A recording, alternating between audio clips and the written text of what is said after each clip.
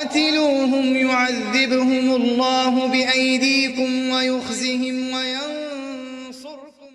السلام علیکم ناظرین، میں ہوں عدنان وڑیچ۔ پروگرام قرآن سے روحانی علاج میں ہم آپ کو خوش آمدید کہتے ہیں۔ آج ہمارے ساتھ اسلامی اسکالر قاری عبدالباسط سلفی صاحب موجود ہیں۔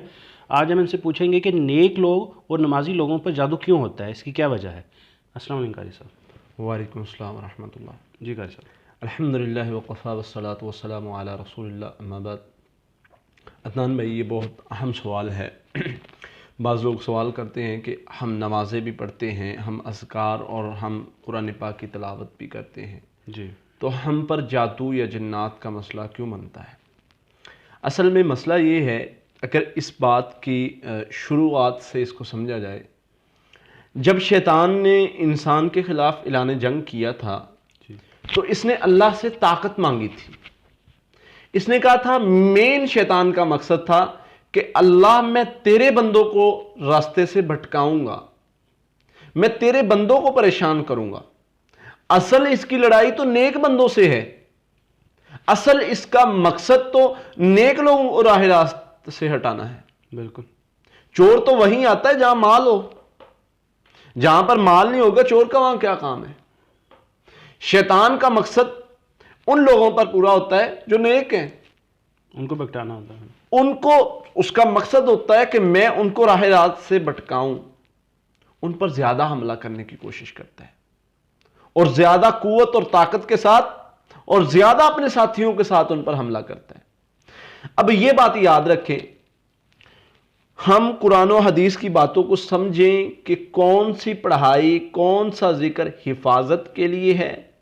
ہم خطا کہاں کھاتے ہیں، ہمیں یہ نہیں پتا کہ یہ پڑھائی، ہم کہتے جی میں نے وہ اذکار کیے تھے، اب وہ اذکار جادو کو ختم کرنے کے لیے ہیں، اور حفاظت کے ہم نے اذکار کیے نہیں۔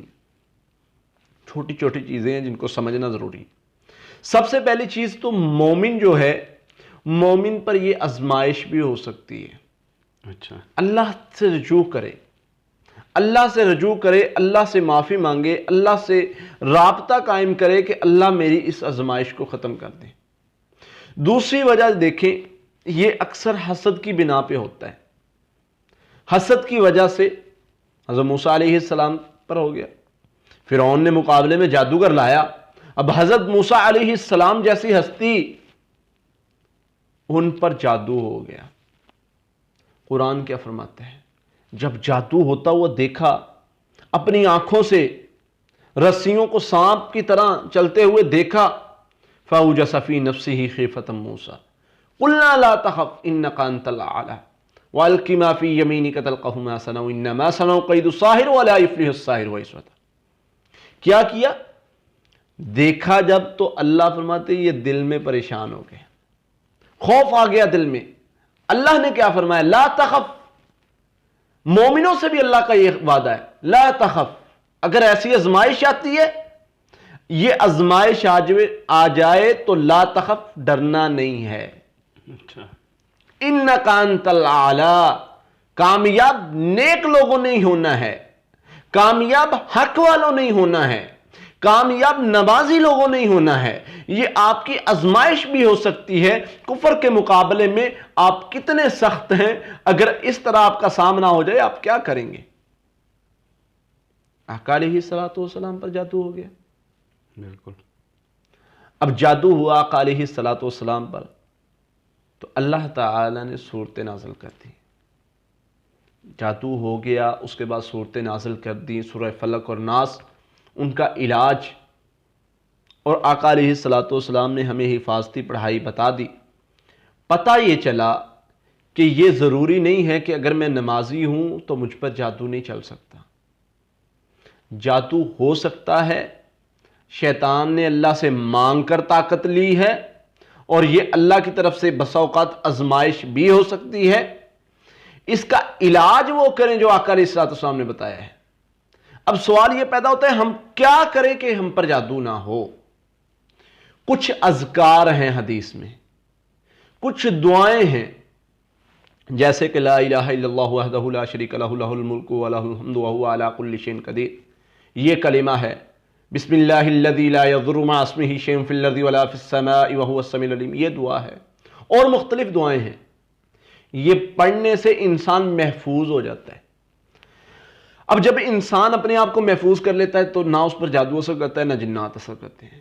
اب جنات کس چیز کا، جادوگر کس چیز کا انتظار کر رہے ہوتے ہیں کہ کون سا وقت ہے یہ بندہ اذکار سے باہر ہو۔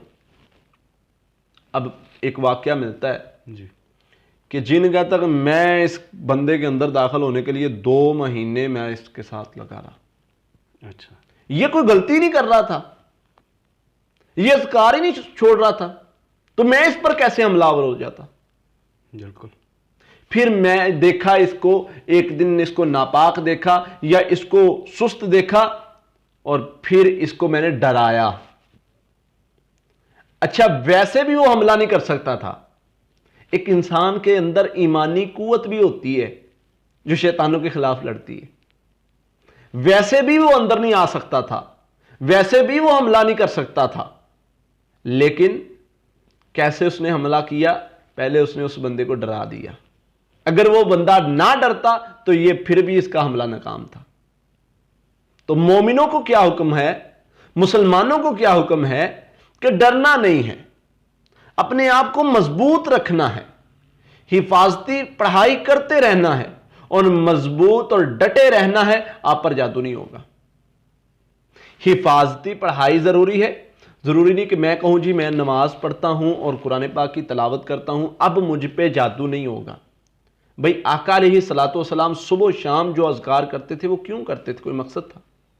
سوتے ہوئے آقا علیہ الصلوۃ والسلام جب بستر پر لیٹتے تھے 3 مرتبہ سورتیں پڑھ کے، آیات پڑھ کے اور سورہ بقرہ کی آخری 2 آیات پڑھ کے اپنے ہاتھوں پر پھونک کے اپنے بدن پر پھیرتے تھے۔ کوئی مقصد تھا اس چیز کا؟ یہ کافی نہیں کہ میں نماز پڑھ لوں گا اور مجھے جادو اور جنات سے سب چیز سے میں محفوظ ہوں۔ بھئی اذکار، حفاظتی اذکار کرنے پڑیں گے، اور جادو بہت کچھ اثر رکھتا ہے۔ یہ شیطان نے طاقت لی ہے اللہ سے پوچھ کے۔ عبداللہ بن سلام یہودیوں سے مسلمان ہوئے رضی اللہ تعالیٰ عنہ، فرماتے ہیں کچھ اذکار انہوں نے وہ پڑھتے ہیں اور بتایا انہوں نے کہ اگر میں یہ صبح و شام کے اذکار اور یہ دعائیں جو اللہ کے نبی صلی اللہ علیہ وسلم نے بتائی ہیں، جو ہم پچھلی ویڈیوز میں بتا چکے ہیں، اگر یہ میں نہ پڑھتا ہوتا تو مجھے جادوگر، یہ یہودی جادوگر مجھے انسان سے گدھا بنا دیتے۔ اتنا سخت جادو کر رہے تھے۔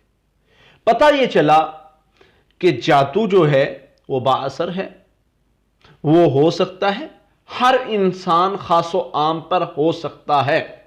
ہاں وہ پڑھائی، وہ اذکار جو آقا علیہ الصلوۃ والسلام نے بتائے ہیں وہ کیے ہوں پھر نہیں ہو سکتا۔ اس کے علاوہ میں کہوں جی میں 5 وقت کا نمازی ہوں، میں تہجد بھی پڑھتا ہوں اور میرے پر جادو کیوں ہوگا جی؟ بھائی جب تک آپ نے اذکار نہیں کیے ہوں گے، جب تک وہ پڑھائی آپ نے نہیں کی ہوگی جو اللہ کے نبی صلی اللہ علیہ وسلم نے بتائی ہے، آپ پر جادو ہو سکتا ہے۔ حفاظتی پڑھائی ضروری ہے، وہ اعمال ضروری ہیں جو آقا علیہ الصلوۃ والسلام نے بتائے ہیں، پھر آپ بچ سکتے ہیں۔ ادروائز آپ کے پاس کوئی ایسی چیز نہیں ہے جو آپ کو جادو یا جنات کے حملے سے بچا سکے۔ بہت بہت شکریہ قاری صاحب۔ جی ناظرین، اگلے پروگرام میں اگلے سوال کے ساتھ آپ کے سامنے پھر حاضر ہوں گے، تب تک کے لیے اللہ حافظ۔ قاتلوهم يعذبهم الله بأيديكم ويخزهم